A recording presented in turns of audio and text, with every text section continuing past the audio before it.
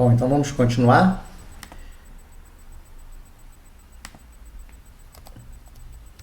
Então, a gente estava falando aqui anteriormente do MIPS, né, que é o processador que a gente vai usar. E a gente vai começar então a ver as operações que o MIPS consegue executar, iniciando pelas operações aritméticas. Nós falamos na primeira aula do curso que os computadores mecânicos, depois eletromecânicos, etc., surgiram inicialmente com o objetivo de acelerar os cálculos aritméticos. Então, todo computador precisa ser capaz de realizar operações aritméticas. No caso desse computador que nós vamos usar, existe um padrão para as operações aritméticas em que toda instrução tem que possuir 3 operandos. E a ordem em que esses operandos aparecem é fixa. Sempre, primeiro operando desses 3 vai ser o destino da operação, onde eu vou armazenar o resultado da operação, e na sequência vem os 2 valores que vão ser efetivamente operados. Então, a nossa primeira operação é a operação de soma. O mnemônico que a gente vai usar no assembly do MIPS para soma é o ADD. Então, ADD, primeira coisa, destino da operação. Vou armazenar na variável A o resultado da soma de B com C. Uso vírgulas para separar os meus operandos. E aproveitando aqui, eu vou usar esse hashtag aqui como o delimitador, né, o que vai iniciar um comentário no MIPS. Então, nesse caso aqui, eu estou iniciando com um comentário a partir desse caractere. Então, tudo que tiver daqui para frente vai ser ignorado. Essa operação, então, significa A igual B mais C.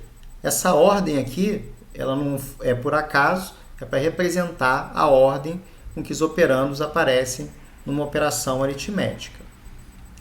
Ah, professor, mas e se eu quiser trabalhar com mais do que um operando, com 4, ou 5, ou N?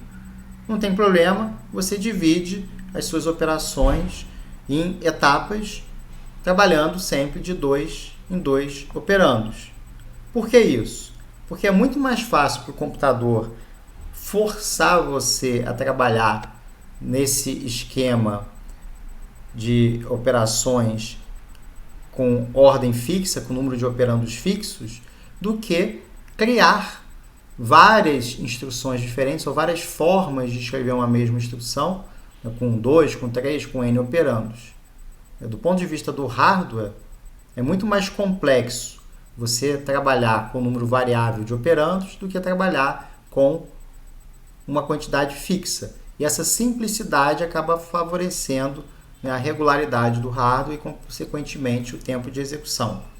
Como eu falei, se eu quiser operar com 3 operandos, somando B com C com D, basta eu dividir as somas em etapas. Primeiro somo B com C, posso colocar o valor, por exemplo, em A, depois somo A com D para dar o meu resultado final. E se eu quiser fazer uma operação de subtração, uso um outro mnemônico, que é o sub, para representar a subtração, seguindo o mesmo esquema. Resultado da operação, no caso aqui a variável D, vou pegar A menos E, e o resultado dessa operação, então, é armazenado em D. Por enquanto está vermelho aqui, para chamar a atenção de vocês que essa ainda não é a notação correta do MIPS. O mnemônico está correto, a ordem dos meus operandos está correta, mas não existe lá para o MIPS essas variáveis. A gente já vai falar disso, se não me engano, no próximo slide. Mas por enquanto, né? Então, se eu quiser uma operação mais complexa, quero executar uma operação que lá na minha linguagem de programação C foi escrita como F recebe G mais H menos I mais J. Como é que eu faço para traduzir essa instrução complexa do C para a instrução que o MIPS, que o Assembly MIPS entende? Então, eu vou dividir a minha operação em etapas. Posso usar, por exemplo, um registrador temporário, uma variável temporária, para que o resultado da soma G mais H seja armazenado nessa temporária 0, o resultado de I mais J seja armazenado na temporária 1, e depois eu simplesmente subtraio T0 menos T1 e atribuo ao F. Mas eu falei agora há pouco, isso aqui ainda está em vermelho porque não é o formato final. Porque o MIPS não entende nomes de variáveis. O MIPS, quer dizer, na verdade, o processador, ele só conhece um número limitado de operandos, e esses operandos têm que ser necessariamente registradores. Registradores são células de memória localizadas dentro do processador e que têm um acesso muito rápido, a gente poderia dizer quase que imediato para o processador. Ele consegue ler as informações que estão ali armazenadas de maneira muito rápida. E todo operando no MIPS, toda operação aritmética no MIPS tem que ter operandos em registradores.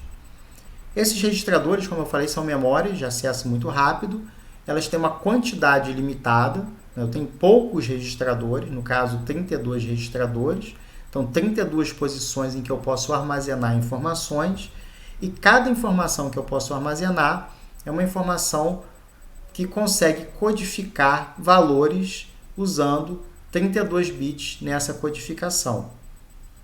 A gente vai entender mais à frente como é que é feita a codificação na segunda parte do curso, mas eu posso dizer que os valores numéricos são codificados com valores zeros e uns nessa sequência de 32 bits, diferente para cada número que a gente está armazenando.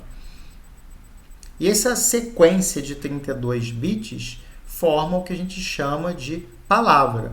Então, cada registrador numa arquitetura MIPS de 32 bits tem um tamanho de palavra igual a 4 bytes, ou 32 bits. 1 byte é igual a 8 bits. Então, eu tenho uma palavra, também conhecida como Word, quando eu tenho um conjunto de 32 bits, ou um conjunto de 4 bytes.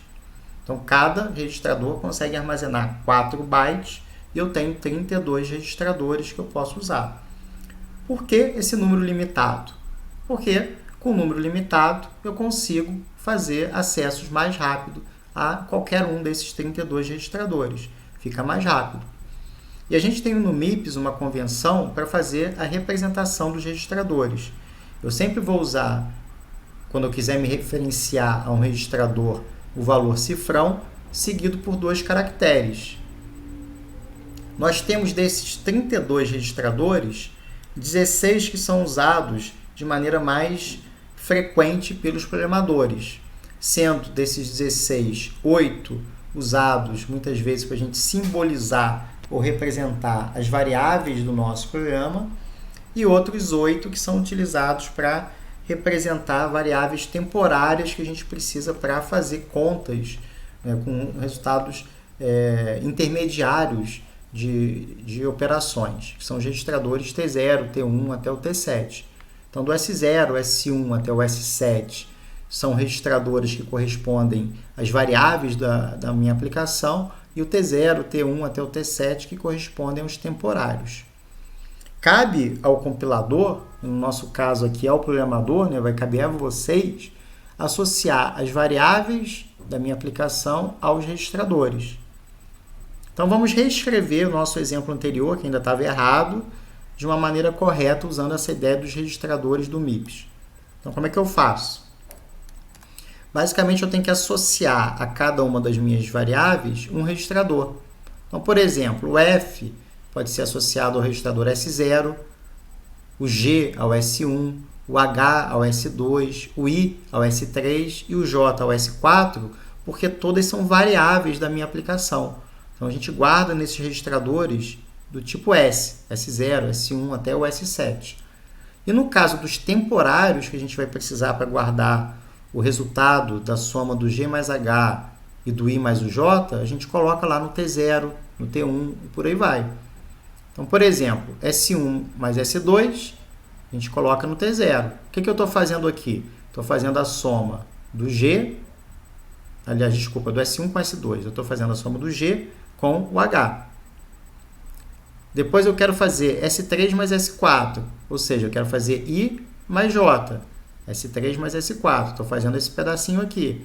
O resultado da primeira operação está em T0, o resultado da soma da segunda operação está em T1. Vou somar T0, aliás, agora subtrair T0 com T1, e o resultado eu armazeno em F, ou seja, eu armazeno em S0. Bom, mas se minha aplicação tiver muito mais do que essas 8 variáveis, e se eu precisar usar uma estrutura de dados complexa? Tem lá o struct do C, ou o object do C++, o object lá do Java, a classe do Java, né? Como é que eu vou fazer? Bom, eu vou ter que usar um esquema chamado Spilling Register. O que é esse esquema de Spilling Register? É manter em registradores apenas aquilo que a gente vai operar nas próximas instruções. Então, antes de operar, antes de fazer uma operação de soma ou subtração, eu trago esses valores para os registradores, se eles já não estiverem lá, faço a operação e depois o resultado eu movo para a memória. Então, a gente vai, através desse processo chamado Spilling Register, trazer as variáveis mais utilizadas para os registradores, que têm aquele acesso mais rápido, né? As instruções aritméticas só operam em registradores. Aquilo que a gente não está usando, não está operando, a gente deixa na memória e depois da gente usar, a gente manda para a memória. Então vejam que eu preciso, de alguma forma, de instruções de transferência de dados entre a memória e os registradores e vice-versa, já que, como eu falei, o MIPS só aceita operações aritméticas com registradores. Para fazer isso, eu vou usar duas instruções, load word e o store word. Mas aí surge uma questão. Como eu localizo uma informação na memória? As informações elas são armazenadas na memória em células, onde cada célula pode ser acessada através de um endereço. Então, meu hardware memória é dividido em célulazinhas que contém as informações, no nosso caso vão conter as words, e cada célulazinha dessa, então, pode ser acessada, né, pode ter seu conteúdo lido ou seu conteúdo escrito a partir de um endereço de memória. A gente pode imaginar a memória como se fosse um grande vetor, né, onde o acesso a essa memória é feito por um endereço, que é como se fosse, é como se eu estivesse indexando um vetor. Então, se eu quisesse lá acessar o conteúdo da posição 2 de memória, eu estaria lendo o valor 10. Se eu quisesse escrever lá no conteúdo 3, eu estaria escrevendo no lugar lá do endereço 100. Então, o processador, quando ele for ler ou escrever na memória, ele tem que passar um endereço para que essa memória possa localizar o dado de onde eu quero ler ou para onde eu quero escrever. Né? Um endereço de memória de onde eu quero ler ou o endereço de memória para onde eu quero escrever. A instrução que faz a operação de leitura de memória é o load word. O mnemônico que a gente vai usar é o LW. Então, load word porque eu vou ler uma palavra da memória. E essa palavra vai ser lida da memória e vai ser escrita em um registrador para que a gente possa operar na sequência. O load word tem 3 parâmetros. O primeiro deles é qual o local, em qual registrador eu quero guardar aquele conteúdo que foi lido da memória. Então, eu quero fazer lá o load word de um endereço de memória. Meu primeiro parâmetro é onde eu quero guardar esse valor. Então, eu vou ler da memória num determinado endereço, eu vou guardar o conteúdo lido no T0, por exemplo. É o meu registrador destino. Os outros 2 parâmetros são endereços de memória. Quer dizer, na verdade, eles vão compor o endereço de memória. Esses 2 parâmetros eles vão vir, né, depois da vírgula. Então, o primeiro parâmetro, vírgula. E os 2 parâmetros vão vir na forma de um deslocamento, que é sempre um valor constante. Tem que ser um número aqui, tá? Entre parênteses, um registrador base. Então, por que é esse deslocamento? O que é esse registrador base? O registrador base é um endereço de referência na memória, a partir do qual eu vou me deslocar para poder achar o meu dado. Eu poderia, eventualmente, colocar 0 aqui de deslocamento e ler o conteúdo do S3, não tem problema. Nesse caso aqui, eu estou me deslocando 8 posições a partir do S3, porque o S3 é uma variável, é um registrador que guarda o endereço de memória onde o meu vetor A se encontra. Então, nesse exemplo aqui, eu quero fazer G igual a H mais A indexado por 8. Vamos imaginar que o G vai ser representado pelo S1. O H ele já foi lido no momento anterior e está em S2. E que agora eu preciso ler o endereço de memória. Eu ler o conteúdo do endereço de memória dado, né, por um vetor. Né? Então, eu quero ler a 8ª posição lá do meu vetor. E esse conteúdo desse endereço de memória eu quero somar com H para depois armazenar a soma ao G. Então, eu tenho que ler o conteúdo desse endereço de memória. Vou ler, por exemplo, para o T0, como eu já tinha colocado antes, vírgula, registrador base mais deslocamento, né? Deslocamento constante. Nesse caso aqui ainda não é a versão final, né? Vejam que está em vermelho. Então, vamos imaginar que eu quero ler A indexado de 8, são 8 posições a partir do endereço do A. O A é o endereço da primeira posição, é como se fosse o A de 0. Então, 8 posições depois do A de 0, eu vou ter o A de 8. Então, 8 como constante, como deslocamento, a partir do S3. Então, é como se fosse S3 mais 8 posições a partir dali. Esse valor vai ser lido, eu armazeno em T0. E depois eu faço lá a operação de soma, imaginando que o H esteja em S2. Então, A de S2 com T0, resultado em S1, que equivale ao G. Por que isso aqui está em vermelho? Porque, na verdade, os endereços do MIPS são endereços de words. A gente pode, e a gente vai, em aulas futuras, endereçar bytes de maneira individual. Não com load word, mas com uma outra instrução. Né? Mas, por enquanto, como eu estou lendo uma palavra da memória, uma palavra tem que diferir de outra de 4 em 4 bytes.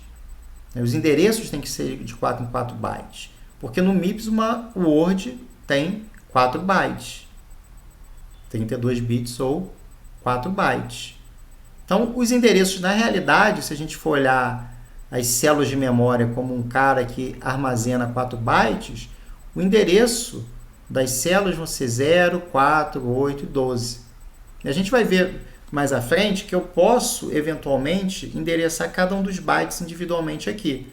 Como esse cara é composto de 4 bytes, ele está lá com um valor 0, 1, 2 e 3. Aí o próximo, 4, 5, 6 e 7. 8, 9, 10 e 11. 12, 13, 14 e 15. Então, ao ler uma palavra inteira, como o load word faz, eu quero ler esses 4 bytes. Então, o byte que começa no endereço 0. Então, a word, melhor dizendo, que começa no byte 0. Então, 0, 1, 2 e 3. Eu vou ler os 4 aqui. Depois, eu quero ler o endereço, uma word a partir do 4. Então, eu vou ler o 4, 5, 6 e o 7. Quero ler o endereço, uma word a partir do endereço 8. Então, eu vou ler a word que começa no 8, seria o 8, 9, 10 e 11. E assim sucessivamente. Em outras palavras, os endereços têm que ter sempre múltiplos. Tem que ser sempre múltiplos de 4. De 4 em 4. Esse requisito é chamado de restrição de alinhamento. Então, para o endereço correto, para o endereço ficar correto no load word anterior, esse cara aqui, já que vão ser 8 words a partir do endereço do A, deveria ser 8 vezes 4. Deveria ser aqui a constante 32, para ficar corretinho. Então, esse armazenamento da posição 8 do meu vetor seriam 4 bytes, seriam 8 posições, 8 words a partir do endereço inicial do A. Então, 8 vezes 4, já que cada posição de um vetor guarda 4 bytes, 8 vezes 4, 32. Então, o correto seria 32 bytes a partir do S3. Bom, existe aí uma observaçãozinha que deve ser feita. No MIPS, a gente usa um esquema chamado Big Endian, em que o endereço, esses bytes aqui, esses endereços aqui, representa um cara mais à esquerda no número. Então, na hora que eu estava representando aqui, eu estava falando 0, 1, 2, 3, 4, 5, 6, 7. Então, é a forma de você numerar internamente esses bytes. Tem duas formas de numerar. Você pode numerar da esquerda para a direita ou da direita para a esquerda. São as duas formas de fazer a ordenação dos números. Então, no esquema Little Endian, você faz a numeração da esquerda para... Desculpa, a Little Endian faz da direita para a esquerda. Então, o meu byte, na hora lá de salvar o meu endereço de A, o meu byte do endereço A seria esse cara aqui, mais à direita no número. Seria o A mais 1, A mais 2, A mais 3. No caso do Big End é o contrário. Esse aqui seria o endereço do A, depois o A mais 1, A mais 2 e A mais 3. Então muda um pouquinho a forma de representar internamente o byte.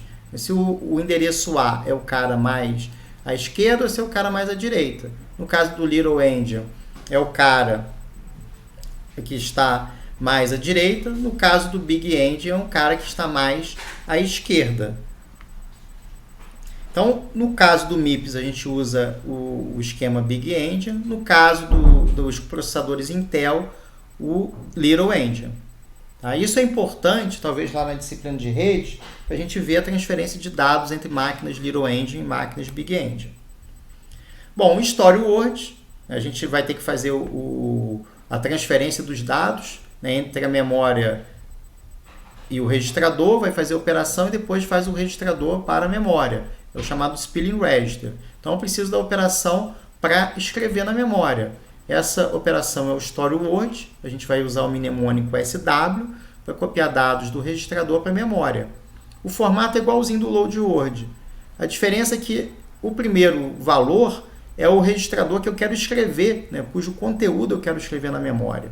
Então, Load Word, vou ler da memória para um registrador. Story Word, vou escrever o conteúdo de um registrador na memória. Em que endereço de memória? Endereço de memória dado por um registrador base mais um deslocamento. Bom, em quantos endereços diferentes eu posso ler e escrever na memória? Então, vai depender da minha arquitetura. Se eu tenho uma arquitetura de 32 bits, eu vou poder endereçar 2 elevado a 32 endereços diferentes. Então, a quantidade de endereços que eu posso usar é 2 elevado a 32. Eu tenho 2 elevado a 32 combinações de endereços diferentes. Esses endereços são usados para endereçar cada byte individualmente dentro de... endereçar cada byte de maneira individual. Como as words são compostas de 4 bytes, então eu teria 2 elevado a 32 possíveis endereços de bytes que eu posso acessar, dividido pelo tamanho da word, que são 4 bytes, dividido por 2 elevado ao quadrado. Então, 2 elevado a 32 dividido por 2 elevado a 2 é a mesma coisa que fazer 2 elevado a 32 menos 2, dá 2 elevado a 30 words diferentes que eu posso endereçar. Os endereços 0, 4, 8, por aí vai. Com 32 bits, eu consigo endereçar 2 elevado a 30 words. Cada word, a gente já falou, tem 4 bytes. Então, eu consigo endereçar 4 GB de memória. 2 elevado a 30 vezes 4 dá 2 elevado a 32, que é igual a 4 GB. Bom, aqui ficou no mesmo slide, talvez eu tivesse que ter aberto um novo slide, mas usando as instruções que a gente viu até aqui, se a gente quisesse usar uma constante dentro de uma operação, e usando esse esquema de Spilling Register que eu falei, eu teria que ir na memória para trazer a constante, né? A constante não ia ficar armazenada dentro de um registrador. Aí trouxe essa constante para o meu banco de registradores, faço minha operação e o resultado da operação a gente guarda na memória. A constante a gente pode jogar fora, porque como é constante eu posso lá ler da memória de novo quando eu precisar. Mas qual é o problema? É que toda vez que eu estiver lendo uma constante, eu tenho que ir à memória. E ler a memória é muito caro. E usar constante é muito comum. Lá no meu código, eu vou escrever lá for i é igual a zero, i menor que 1000, i mais mais. Então, toda hora eu estou incrementando i em uma unidade, uma constante é 1. Né? Toda hora eu estou usando constante no meu código. A gente falou na aula passada, né, quando a gente falou da lei de Underhoff, que é bom a gente tentar fazer com que esses casos comuns eles sejam otimizados de alguma maneira. Né? Que a gente tenha um suporte do hardware para tornar esses casos comuns mais rápidos. E aí surge um novo tipo de instruções no MIPS, que são as instruções imediatas.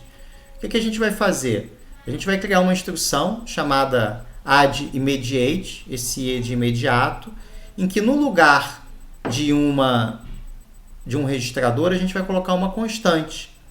E essa constante ela já vai ser codificada, né? Daqui a pouquinho a gente vai falar da representação das instruções no computador, ela vai ser representada junto com a instrução.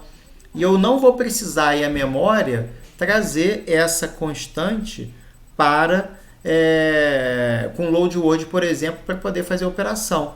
Ela já vai estar lá disponível de maneira direta. Então a gente, dessa forma, evita um acesso à memória. Isso que é muito comum de usar constante vai ficar mais ágil, que a gente vai eliminar esse acesso à memória.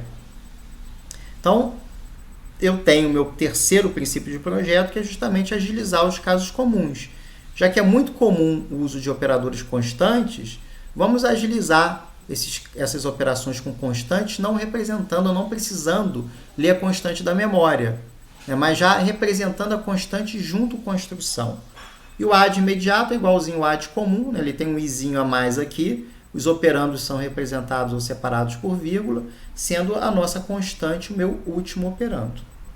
Então, dito isso aqui, a gente encerra esse nossa segunda parte da aula, e aí na sequência, né, para o vídeo não ficar muito longo, eu vou falar da representação das instruções, e vai ficar mais claro para vocês entenderem como essa constante, esse valor 4, vai ser codificado dentro da instrução, vai ser lido junto com a instrução e, consequentemente, ele vai ser acessado mais rápido. Só um detalhezinho que eu esqueci de falar, a gente não tem um subimediato. Por que a gente não tem um subimediato? Porque a minha constante pode assumir um valor negativo. Então, eu posso fazer tanto uma soma com valor constante positivo, como a soma com valor constante negativo, e a soma do valor constante negativo equivale a fazer uma subtração, e por isso a gente não precisa do subimediato. Bom, daqui a pouquinho a gente volta, então, com a representação das instruções no MIPS, na linguagem de máquina do MIPS. E aí isso vai ficar bem mais claro para vocês.